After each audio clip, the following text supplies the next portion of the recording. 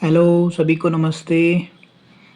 और आज का जो टॉपिक ऑफ डिस्कशन है वो है आपका मैरिज।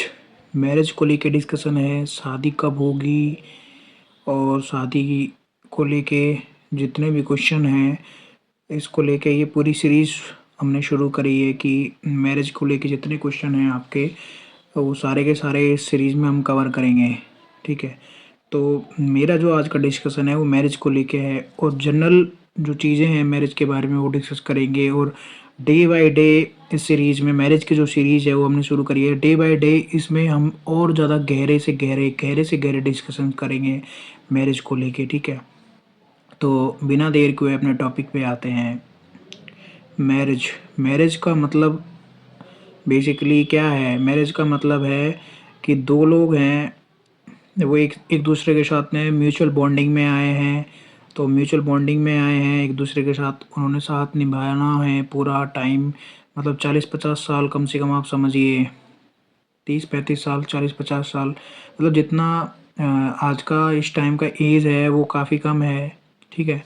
इस टाइम का एज काफ़ी कम है लोगों का, इस जनरेशन का एज एज जो है वो काफ़ी कम है, लोग काफ़ी कम जी रहे हैं। पहले से जो एज है वो काफ़ी कम हुआ है लोगों का, ठीक है। तो क्योंकि देखिए शादियाँ इतनी लेट होती हैं,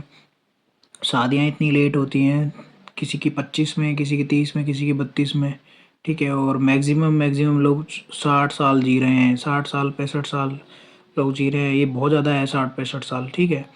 तो 20 साल 30 साल किसी व्यक्ति के साथ आपको रहना है, कम से कम मिनिमम 20 साल 30 साल किसी व्यक्ति के साथ आपको रहना है, किस तरीके से आपको उसके साथ में रहना है, वो सारी जो चीज़ें हैं वो डिसाइड करती हैं आपका लगन लोड का पोजीशन। आप लगन लोड आप खुद होते हो, ठीक है।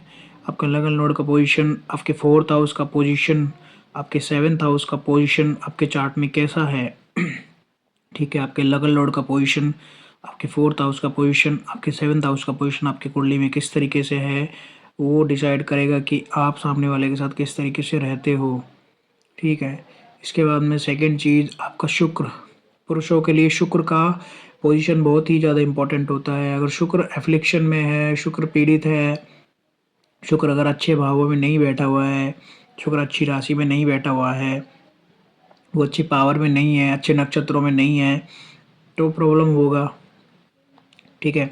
तो दिक्कत में आएंगे आप, कहीं ना कहीं रिलेशनशिप में प्रॉब्लम आएगा, एक्सट्रीम में चीज़ें जाएंगी, ठीक है। इसके बाद में देखिए अगला जो नंबर है वो है शनिदेव का। शनिदेव बहुत ही ज़्यादा इम्पोर्टेंट होते हैं किसी भी फील्ड में। आप देखिए आपके रिलेशनशिप में, आपके करियर में, ठीक है, बहुत ही ज़रूरी है दोनों ही चीज़ों में शनिदेव का होना, क्योंकि शनिदेव ना बैलेंस क्रिएट करते हैं आपकी लाइफ में।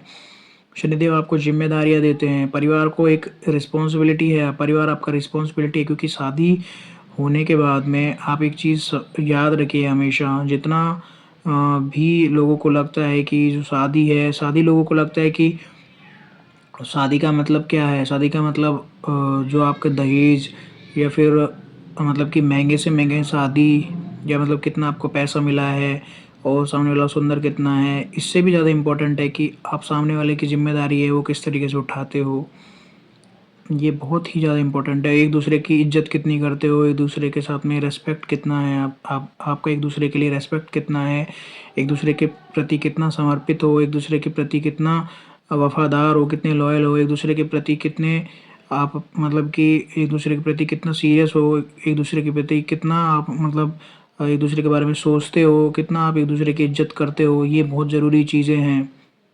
बाकी चीज़ें आपको मिल जाएंगी, पैसा आपको मिल जाएगा मैरिज में, ठीक है, पर वो सेटिस्फेक्शन आपको नहीं मिलेगा। वो जो चीज़ें हैं वो बाहर ढूंढते हो फिर आप, और वही जो कारण है एक्स्ट्रा मैरिटल अफेयर्स का बनता है। कहीं ना कहीं असंतुष्टि का भाव आपको देखने को मिलता है, ठीक है। सुंदरता एक टाइम बाद में सुंदर होना, ये सब चीज़ें होना मायने नहीं रखता है, ठीक है। एक टाइम बाद में आपका एक दूसरे के प्रति सम्मान, एक दूसरे के प्रति आदर का भाव, एक दूसरे के प्रति समर्पण, एक दूसरे के प्रति लगाव, एक दूसरे के प्रति जुड़ाव, एक दूसरे के प्रति एक दूसरे को लेके इज्जत आप करते हो, वो सारी चीज़ें बहुत ज़्यादा इंपॉर्टेंट रखती हैं मैरिज में। तो आज का जो डिस्कशन है उसी चीज़ के ऊपर है कि अगर आपका लगन लोड है वो मान लीजिए फर्स्ट हाउस में है, तो आपका लगन लोड फर्स्ट हाउस में है, तो आपकी जो प्रायोरिटी है वो आप खुद हो, ठीक है। आपका लगन लॉर्ड अगर फर्स्ट हाउस में है तो आपकी प्रायोरिटी आप खुद हो, सबसे पहले आप अपने बारे में सोचते हो। और अगर साथ में राहु है तो आप सेल्फ ऑब्सेस हो, मतलब खुद को लेके आपका रुझान है, अपने आप से पहले दूसरों के बारे में नहीं सोचते हो, सबसे पहले अपने बारे में सोचते हो। ये बहुत ही ज़्यादा मतलब कि साफ और स्पष्ट प्रेडिक्शन है आपके लिए कि अगर नगल नोड भी फर्स्ट हाउस में है, साथ में राहु है, तो आप सेल्फ ऑब्सेस्ड इंसान हो, मतलब खुद के बारे में ज़्यादा सोचते हो। और सेवन्थ हाउस की अगर पोजीशन अगर वीक है, वो सिक्स्थ में है, वो एट्थ में है, वो ट्वेल्थ में है, और वो राशियों में भी ठीक में नहीं है ना, तो फिर प्रॉब्लम में आएगा आपका सेवन्थ लॉर्ड। फिर उसके बाद शुक्र को देखते हैं, शुक्र का क्या पोजीशन है। शुक्र भी अगर ठीक नहीं है, अच्छी पोजीशन में नहीं है चार्ट में, तो ये शो करता है कि जो शादी है, जो मैरिज है, उसमें अंडरस्टैंडिंग, उसमें लव, उसमें अफेक्शन, वो सब देखने को नहीं मिलेगा। ठीक है, क्योंकि देखिए सातवें भाव का कारक है वो भी शुक्र है। सेकंड हाउस का जो 2 नंबर जो राशि पड़ती है वो भी शुक्र की पड़ती है। सेवन्थ हाउस है वो भी शुक्र का है। ठीक है, तो लगन आप खुद होते हो। 1 नंबर का जो साइन है, जहाँ पे पहला भाव फर्स्ट भाव है, वो आप खुद हो। ठीक है, उसके बाद में सेकंड हाउस है। सेकंड हाउस आपकी वाणी है। तो कितने लोग आपसे जुड़ते हैं, कितने लोग आपसे आपका परिवार बनते हैं, कितने लोग आप आपसे कनेक्ट होते हैं, वो आपकी वाणी डिसाइड करती है। आपका सेकंड हाउस डिसाइड करता है कि आपका वाणी किस तरीके से, आप बोलते कैसे हो, आपका स्पीच कैसा है। इसलिए सेकंड हाउस में आपके जितने भी मैलेफिक्स होते हैं, आपके शनि, आपके राहु, आपके केतु, आपका मंगल, आपका सूर्य, ये अच्छे नहीं होते हैं सेकंड हाउस में। ये आपके मनी के लिए ठीक है, आपके आपके नॉन लिविंग थिंग्स के लिए ठीक है, पर आपके आपके रिश्तों के लिए ठीक नहीं है। रिश्तों के लिए आपके आपके चंद्रमा, आपके बृहस्पति, आपके शुक्र, आपके बुध, ठीक है। तो ये सारे जो ग्रह हैं, ये आपके रिश्तों के लिए, अपने आपके परिवार के लिए, ये आपकी फैमिली वैल्यूज़ के लिए सेकंड हाउस में प्लैनेट्स का होना अच्छा है। ठीक है, इसके बाद में फिफ्थ हाउस आपके रिलेशन होते हैं, लव रिलेशन होता है। आप अफेक्शन कितना है आपका आपके पार्टनर के साथ में, फिफ्थ हाउस डिसाइड करता है। फिफ्थ हाउस में अगर शुक्र है तो आपके सेवन्थ हाउस से वो 11th पड़ता है। ठीक है, तो आपको जो रिलेशनशिप है उसमें गेन होगा, अपने पार्टनर से आपको गेन होगा। किस चीज़ का गेन होगा? मनी का गेन होगा, रिलेशनशिप का गेन होगा, अटैचमेंट का गेन होगा, अफेक्शन का गेन होगा। फिफ्थ हाउस में शुक्र है, अगर अच्छी राशि में वो बैठा हुआ है तो। ठीक है, उस तरीके से उस चीज़ को प्रेडिक्ट करते हैं। और कई बार वो लव मैरिज भी देता है। फिफ्थ हाउस में शुक्र का होना, सेवन्थ लॉर्ड है, मान लीजिए आपकी वृश्चिक लगन है, और सेवन्थ का लॉर्ड है मान लीजिए आपका शुक्र, और वो फिफ्थ हाउस में बैठा है 12 नंबर की राशि में। ठीक है, तो 12 नंबर की राशि में फिफ्थ हाउस में बैठा है, तो उच्च का होकर बैठा हुआ है। ठीक है, और दिग्बल के पास भी है, क्योंकि फोर्थ हाउस में वो दिग्बल में रहता है। तो वो दिग्बल फोर्थ हाउस में, फिफ्थ हाउस में है, वो उच्च का भी बैठा हुआ है। तो ये बहुत अच्छी पॉसिबिलिटी है कि लव मैरिज हो जाएगा। 99% पॉसिबिलिटी है कि लव मैरिज हो जाएगा। साथ में किसकी पोजीशन देखनी है? मंगल का भी पोजीशन देखना पड़ेगा, क्योंकि लव मैरिज किसको करना है एंड में, आप जो चीज़ आती है, लव मैरिज किसको करना है? आपको करना है ना। तो मंगल का पोजीशन भी देखना पड़ेगा कि मंगल कितना स्ट्रॉन्ग है। मान लो मंगल स्ट्रॉन्ग ही नहीं है चार्ट में, तो लव मैरिज नहीं हो पाएगा। समझ रहे हो आप? सेवन्थ लॉर्ड का और फर्स्ट लॉर्ड का स्ट्रॉन्ग होना बहुत ज़रूरी है, तभी लव मैरिज होगा। समझ रहे हो आप? फर्स्ट लॉर्ड का पोजीशन इसलिए ज़रूरी है क्योंकि आपको साहस दिखाना पड़ेगा ना, लव मैरिज के लिए आपको साहस दिखाना पड़ेगा। ठीक है, अपनी अपनी पसंद का आप विवाह करना चाह रहे हो, आपको साहस दिखाना पड़ेगा, उसमें बहुत ज़रूरी है, क्योंकि आपको एक्शन लेना पड़ेगा उसके लिए। तो उसके लिए मंगल का पोजीशन बहुत अच्छा ज़रूरी है, क्योंकि वो फर्स्ट हाउस का कारक है, और आपके लगन लॉर्ड का पोजीशन होना ज़रूरी है बहुत अच्छा। उसके बाद में फिफ्थ हाउस की पोजीशन बहुत अच्छी होना ज़रूरी है। फिफ्थ हाउस की पोजीशन अच्छा होना इसलिए ज़रूरी है क्योंकि सामने वाला अगर आपको प्रेम ही नहीं करता है तो वो आपके साथ में क्यों रहना चाहेगा। तो फिफ्थ हाउस की पोजीशन इसलिए ज़रूरी है। सेवन्थ हाउस आपके विवाह का है। ठीक है, तो प्रेम को विवाह में कन्वर्ट करने के लिए पाँचवें का पोजीशन अच्छा ज़रूरी है, फिफ्थ हाउस का पोजीशन अच्छा होना ज़रूरी है, सेवन्थ हाउस का पोजीशन अच्छा होना ज़रूरी है, लगन लॉर्ड का पोजीशन अच्छा होना ज़रूरी है, मंगल का पोजीशन अच्छा होना ज़रूरी है, शुक्र का पोजीशन अच्छा होना ज़रूरी है। इतनी सारी चीज़ें अच्छी होनी ज़रूरी हैं। ठीक है, लव मैरिज के लिए। अब कोई कहेगा कि राहु केतु का इन्वॉल्वमेंट होता है तब भी लव मैरिज हो जाती है लव मैरिज, राहु केतु का इन्वॉल्वमेंट होता है तो, क्योंकि थोड़ा सोसाइटी से हटके, लीग से हटके चीज़ें हो रही हैं, बिल्कुल हो जाती है। पर क्या उसमें शांति, क्या उसमें वो सब चीज़ें आपको देखने को मिलती हैं? कई बार जब राहु केतु लव मैरिज करवाते हैं, लव मैरिज अगर राहु केतु देते हैं, तो कहीं ना कहीं कुछ ना कुछ झगड़ा, कुछ ना कुछ प्रॉब्लम्स वो देते हैं साथ में। इस चीज़ को समझिए। अलग तरीके से वो मैरिज देंगे, ये कन्फर्म है, ठीक है।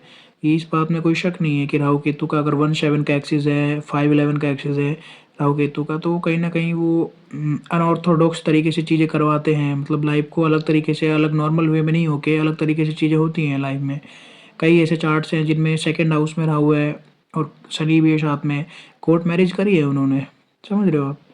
तो कई ऐसे चार्ट्स हैं जहाँ पे उन्होंने कोर्ट मैरिज करी है लोगों ने, तो वो उसमें कोई शक नहीं है। कई ऐसे चार्ट है जहाँ पे शुक्र का और राहु का कंजंक्शन है।